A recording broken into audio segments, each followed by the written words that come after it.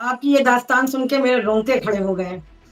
खैर, मेरा अगला सवाल है, आज आपके शरीर में जो चोट के ज़ख्मों के निशान हैं, ठीक है? क्योंकि मुझे यहाँ से नज़र आ रहा है कि शायद आपकी नाक में भी हल्का-फुल्का कुछ लगा है। आपके नाक में भी चोट लगी थी वो क्या?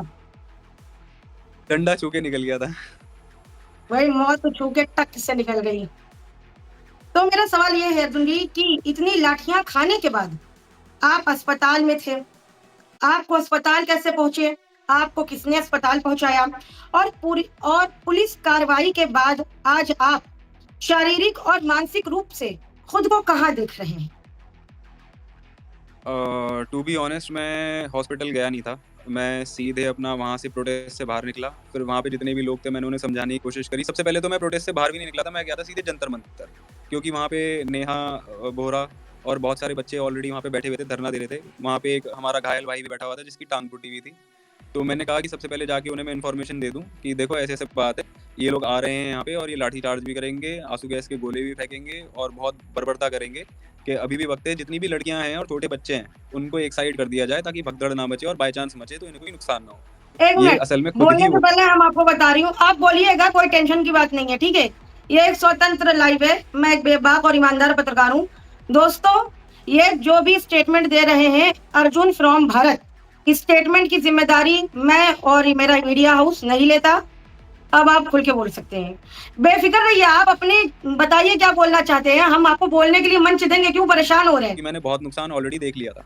तो आप चाहें तो आप नेहा बोहरा जी से कांटेक्ट करके पूछिएगा।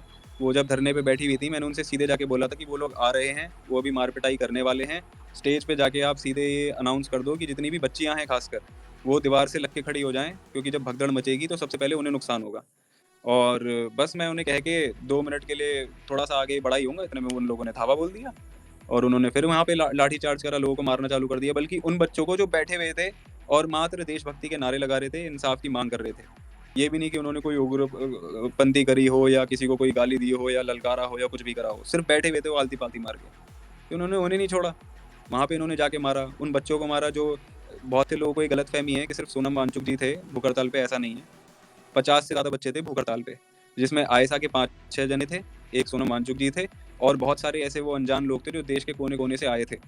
तो उन जो भूख हड़ताल पे बैठे थे उन सबको मारा उन्होंने। उन्होंने किसी को छोड़ा नहीं, यहाँ तक कि जो लंगड़ा लड़का था वो उस तक को मारा उन्होंने।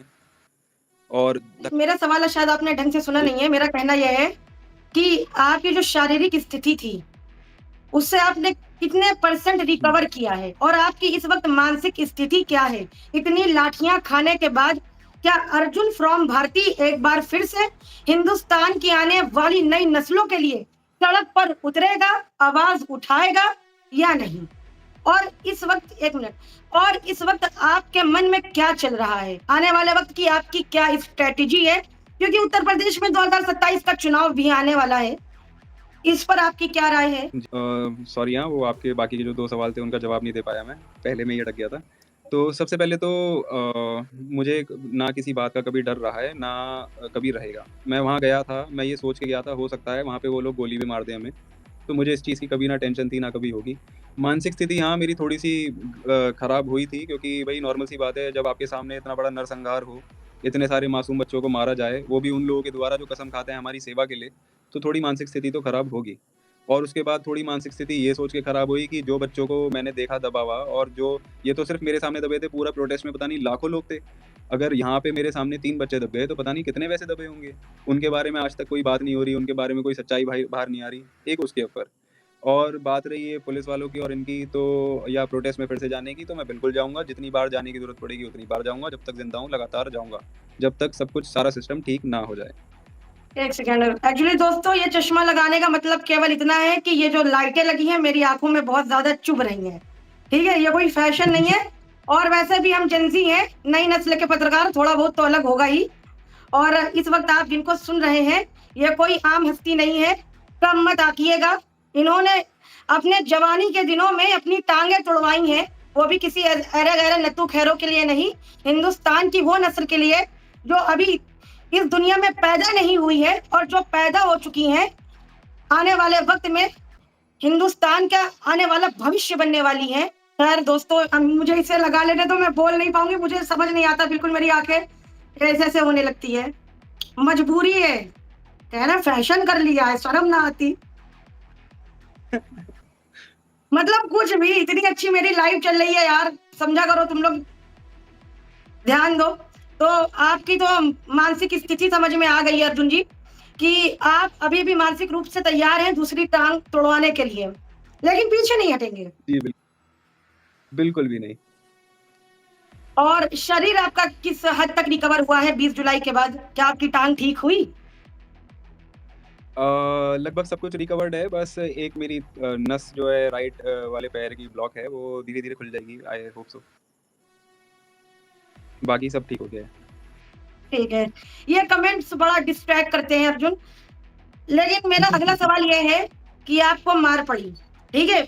उसका वीडियो पूरे दुनिया में वायरल हुआ। वो वीडियो जब मैंने देखा तो मुझे बड़ा अफ़सोस हुआ, लेकिन इतना सब कुछ आपने झेला बिना किसी स्वार्थ के। इस घटना के बाद किसी संगठन या किसी पार्टी या किसी बड़े पार्टी के नेता ने आपसे मुलाकात करी? क्या आपको किसी प्रकार का कोई सहयोग दिया या नहीं दिया? टू बी ऑनेस्ट मुझे जो सहयोग मिला वो जनता की तरफ से ही मिला। बाकी किसी नेता ने या किसी ने मुझे जो है मतलब रीच आउट नहीं किया है। और कुछ थोड़े बड़े-बड़े ये स्टार्स हैं, जिसमें एक वो हैं विशाल दंतलानी भैया, एक वो मेजर हैं। ये कुछ लोगों ने थोड़ा-सा अप्रिसिएशन किया बस, बाकी वैसे तो अभी तक किसी ने रीच आउट नहीं किया है। तो अभी आप बता रहे थे कि आप सीजेपी से जुड़े हुए हैं भावना के तहत और वैसे भी। तो क्या सीजेपी के जी। पार्टी के किसी भी नेता ने आपसे मुलाकात करने की कोशिश नहीं करी? नहीं। विजेता दहिया के बारे में आप क्या सोचते हैं अभी जिन्होंने रिज़ाइन दे दिया? बहुत अच्छे इंसान हैं, बहुत ही ज़्यादा अच्छे इंसान हैं, बहुत सुलझे हुए इंसान हैं। अच्छा।